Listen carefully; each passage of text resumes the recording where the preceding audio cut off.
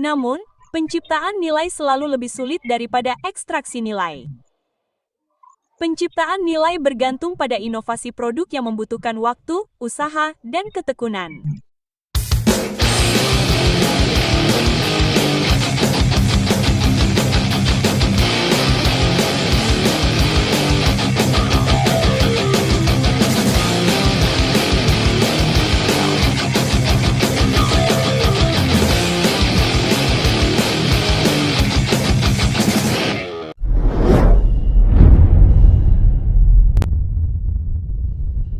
Halo semuanya, Assalamualaikum warahmatullahi wabarakatuh. Welcome back again to my YouTube channel, di Tutorial Channel. Jangan lupa di like, di subscribe, ditekan lonceng notifikasinya agar tidak ketinggalan informasi dari channel ini. Oke, teman-teman, informasi terbaru Pi Network di beranda aplikasi kita. Coba kita simak ya. Ini disampaikan langsung oleh istri Dr. Nicholas Kokalis, yaitu Cheng Diovan.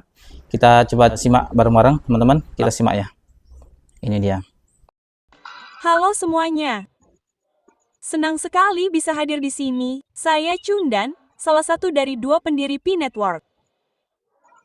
Ini pertama kalinya kami menghadiri Token 2049.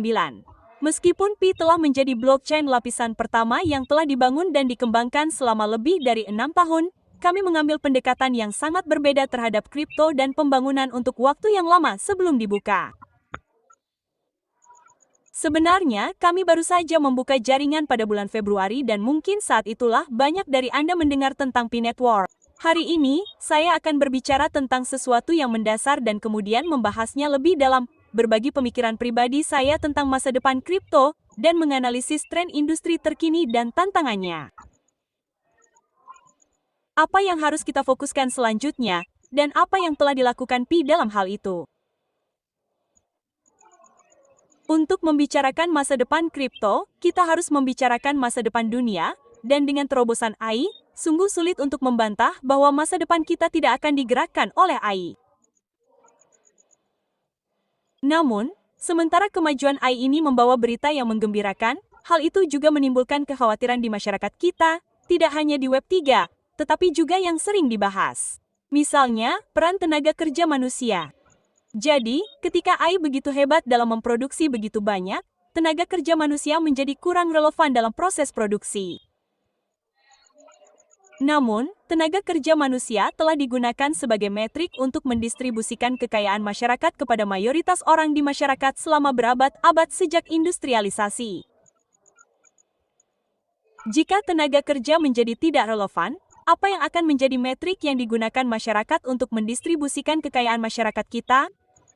Selain itu, AI mungkin akan menciptakan kekayaan dalam jumlah yang belum pernah terjadi sebelumnya. Bagaimana kekayaan dalam jumlah besar ini dapat didistribusikan dengan cara yang adil dan mudah diakses untuk memastikan kesejahteraan manusia? Ini adalah pertanyaan yang menjadi perhatian kita semua dan ini adalah pertanyaan yang perlu segera dipecahkan oleh generasi kita. Dan disitulah menurut saya blockchain berperan. Bagi saya, persimpangan antara dua teknologi AI dan blockchain melampaui topik umum tentang komputasi terdesentralisasi atau data terdesentralisasi. Ini juga merupakan pertanyaan dan masalah penting yang harus dipecahkan juga. Namun bagi saya, utilitas utama blockchain adalah sistem distribusi dan redistribusi sosial. Jumlah produksi AI dan nilai yang diciptakan yang belum pernah terjadi sebelumnya akan bergantung pada cara distribusi yang dapat diskalakan, diakses, dan diaudit oleh blockchain. Di sisi lain, mari kita analisis tren kripto terkini. Kita telah melihat DeFi yang berkembang pesat.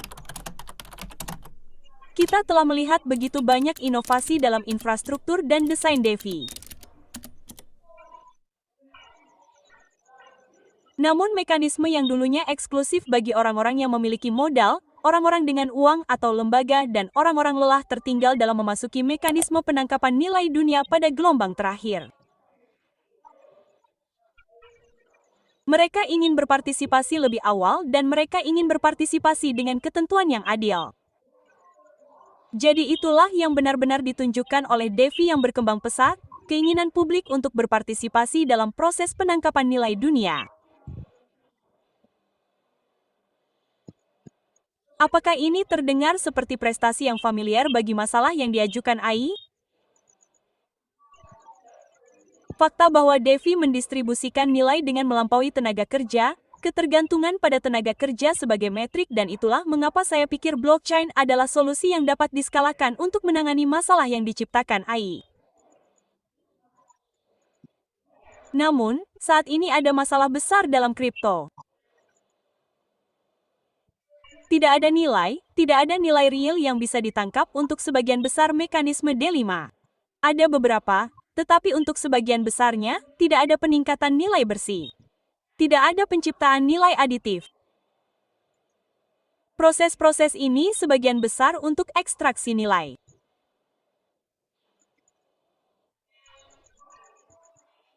Dan ekstraksi nilai berarti mengalokasikan kembali kumpulan kekayaan yang sama di kumpulan tangan ini ke kumpulan tangan lain dalam sistem tertutup dari kertas putih ke NAT dari Gemini ke MIM.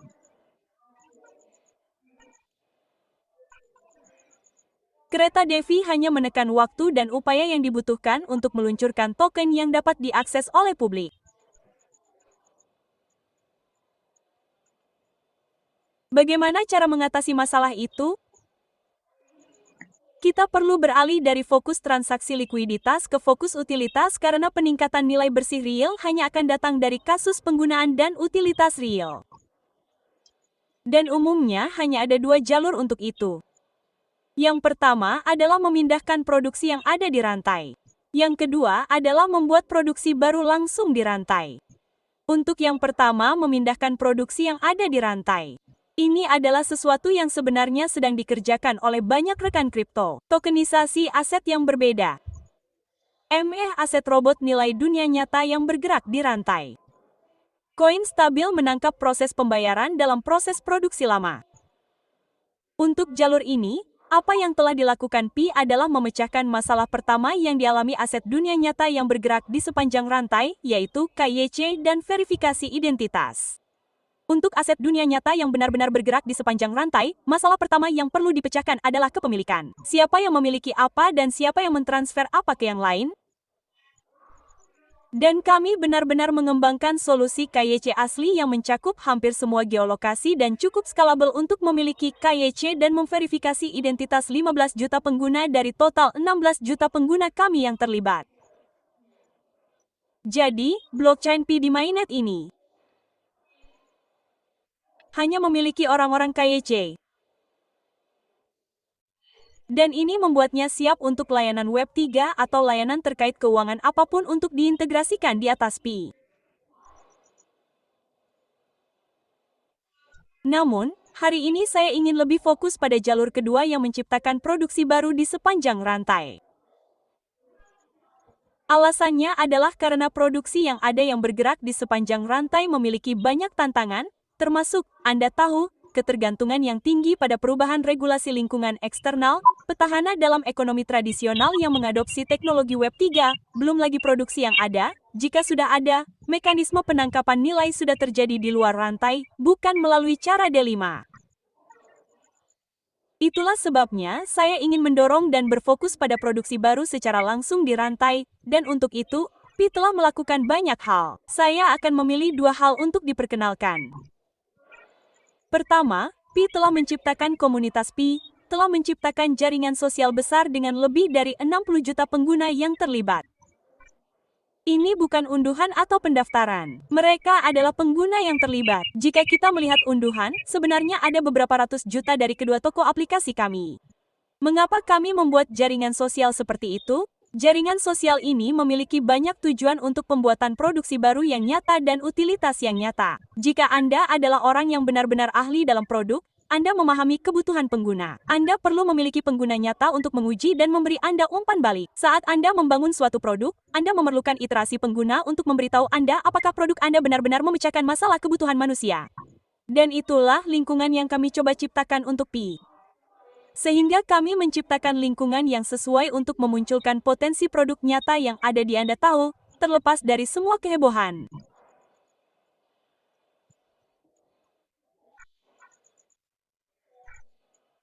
Kami juga benar-benar telah merangkul revolusi AI. Alasannya adalah kita tahu AI akan mengubah dunia dan kita tahu bahwa aplikasi yang kita gunakan saat ini akan sangat berbeda. Kumpulan aplikasi baru akan menggantikan yang sekarang karena AI. Aplikasi tersebut dibuat atau didukung oleh AI. Karena kita tahu bahwa akan ada kumpulan aplikasi AI baru yang dibuat, mengapa kita tidak membuatnya dibuat secara on-chain? Menurut saya, ada rentang waktu historis yang sangat singkat di mana terobosan infrastruktur AI saat ini memungkinkan untuk memiliki aplikasi AI. Pada saat yang sama, lapisan aplikasi AI masih dalam tahap awal yang memberi kita peluang untuk membuat aplikasi AI tersebut langsung di chain.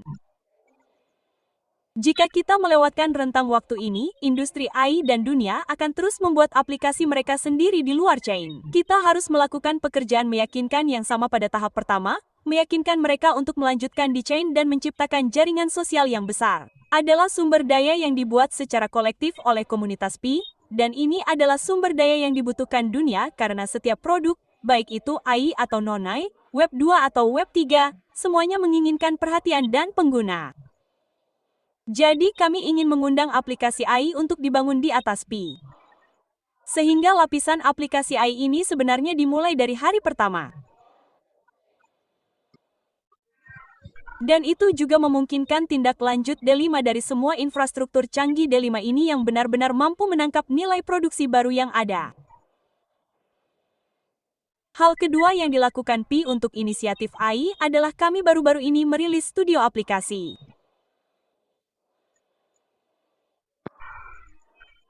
Studio aplikasi sebenarnya adalah platform yang dirilis Pi untuk memungkinkan orang-orang non-teknis dapat membuat aplikasi, tidak hanya membuat aplikasi, tetapi juga menyebarkan aplikasi dan diakses oleh pengguna. Ini adalah satu alur pembuatan produk yang utuh. Jadi berbeda dari platform pengkodean VIP pada umumnya yang masih bergantung pada orang yang memiliki pemahaman teknis untuk mengikuti instruksi untuk menyebarkan ke server. Dalam platform ini, orang non-teknis benar-benar dapat menggunakan antarmuka pengguna untuk menyebarkan aplikasi tersebut ke server. Jadi, ia mengubah kode menjadi produk dan lebih dari itu, bagaimana kita dapat mengubah produk menjadi bisnis?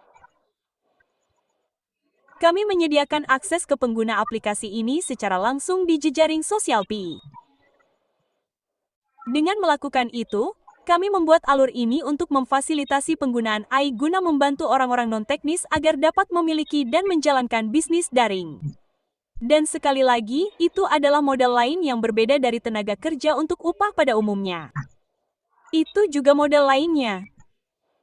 Manusia masa depan dapat mengandalkan AI untuk menghasilkan nilai dan nilai yang diperoleh dari produksi AI berada di tangan manusia, bukan bekerja untuk mendapatkan upah. Sekarang kembali ke tingkat tinggi tentang industri. Seperti yang saya sebutkan, kita perlu memiliki penciptaan nilai tambah dan utilitas perlu benar-benar menindaklanjutinya sehingga kita benar-benar dapat mencapainya. Sehingga semua DeFi terdesentralisasi yang canggih ini masuk akal. Namun, kita sebenarnya memiliki tantangan yang sangat besar. Bagi saya, tantangan ini berasal dari kekuatan super DeFi yang sama. Apa maksud saya? Kekuatan DeFi sebenarnya menciptakan distorsi insentif yang menghambat pembangunan dan inovasi utilitas. Yang saya maksud adalah orang-orang di dunia kripto memiliki akses yang terlalu dini dan terlalu singkat ke sejumlah besar kekayaan. Dan ketika Anda diberi kesempatan sebagai pembangun, apakah Anda merilis meme untuk mengumpulkan banyak token untuk mengumpulkan banyak uang dibandingkan melakukan kerja keras, melakukan pengembangan produk yang sangat kompleks, mungkin atau mungkin tidak benar-benar dapat mengumpulkan dana dan memasarkan produk Anda dan juga berhasil? Apa yang akan Anda pilih? Anda akan memilih perputaran yang lebih cepat.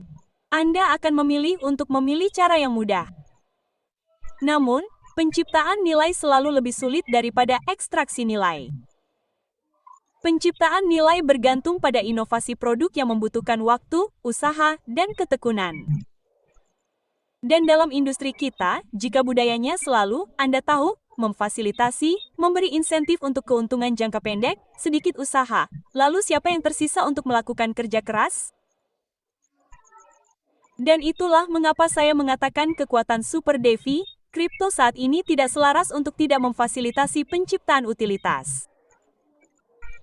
Dan ini juga memiliki aspek masalah lainnya, termasuk kutukan sumber daya. Memiliki banyak sumber daya di awal sebenarnya memaksa tim untuk mengoptimalkan sumber daya demi kesuksesan atau kesalahan arah bakat yang mengarahkan banyak bakat industri untuk memecahkan masalah seperti cara berdagang lebih cepat dan lebih cerdas. Jadi, di sini kita tidak hanya perlu membuat D5 dapat diakses, tetapi juga memastikan bahwa alat-alat Devi yang hebat selaras untuk menciptakan utilitas, karena utilitas dan inovasi produk yang nyata adalah keberlanjutan kripto, karena siklus akan habis, narasi akan habis, pada akhirnya, apakah industri ini menghasilkan nilai bersih atau tidak, dan saya pikir teknologi Web3 akan benar-benar mengalami gangguan ketika kekuatan super kripto selaras dengan arah yang benar untuk penciptaan utilitas. Jadi, kami di sini, kami sedang membangun, dan kami mendesak rekan-rekan industri juga bergabung untuk memikirkan utilitas guna memberi insentif pada pembangunan utilitas sehingga kami dapat membuat industri kami hebat. Terima kasih. Oke, seperti itu teman-teman ya untuk informasinya. Seperti yang sudah saya sampaikan di video-video sebelumnya, saya itu mengikuti perkembangan Pi Network itu dari awal. Jadi saya tahu betul perkembangan Pi Network seperti apa. Kalau kalian masih ngeyel, nggak menerima apa yang saya sampaikan, ya silakan aja ya teman-teman. Bagi teman-teman yang masih berharap GCV itu akan terjadi, ya silakan tunggu saja sampai kiamat gitu ya. Semoga video ini mencerdaskan dan sampai jumpa di video berikutnya. Salam cuan.